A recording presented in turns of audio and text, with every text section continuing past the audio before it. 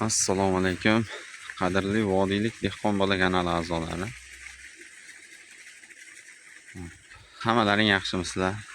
Inshaalloh bugun yana dalada navbatdagi ishlarimizni boshlab oldik. Kartoshkani kavlashni boshlaganimizdan beri video qo'ygani yetkazib bo'lmayapti. Biz o'sha katta duga qilib ekkan poliyamizni kavlash bilan ovoramiz. Bu yoqdagi poliyalarimizni hali kavlashni deyarli boshlamadik. Shu navbatdagi suvini qo'yyapmiz o'sha mana kachalka kranimizdan. Kachalka kranimizdagi suvni qo'yishda birmuncha xatoliklar bor. Yeri qatiradi.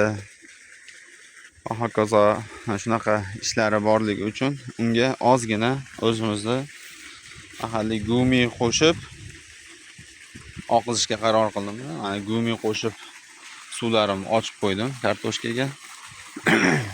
Gumi holati mana kirib kelyapti. Buni orasiga kirib qo'shimcha ozuqa solishni men uchun imkoni yo'q. Shuning uchun suvdan oqizib yubormoqchiman. Men bu hozir idilda mana shu faqirda 3 kilogramm bo'lsa 1 gektar 80 sotikka moslab olib keldim. Effektini ko'rmoqchiman. Krandan suv tushib turibdi. Qopga solib qo'yapman. Hozir solish jarayonidan qo'yaman. Effektini ko'rmoqchiman. Narigi taraflarga moldigo'ngini oqizdim. Bu tarafga endi gumi bilan effektini ko'rmoqchiman. Moldigo'ngi ham effekti zo'r bo'ldi. Gumining effektini bilamiz. Ya'ni endi agatni cherez agat ochishni ma'qul ko'rdim. Ya'ni o'tgan safar ochganimda belgisiga ochganman. Bu safar endi o'sha hech ham suv yurmagan agatda navbatdagi suvini qo'yishga qaror qildik. Shu mana shu ozuqalarga boy bo'lgan gumi qo'shib yubordik. Natijasini esa sizlar bilan bo'lishamiz. Inshaalloh final oz qoldi.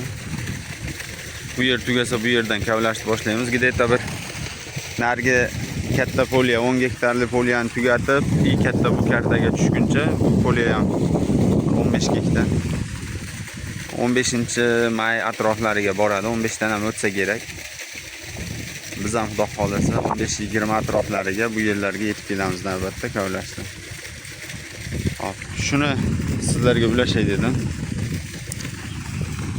Vodiylik dehqon bola kanalini kuzatishda davom eting. Xudo xolasa chiroyli bundan da chiroyli videolarni qo'yib borishga harakat qilaman.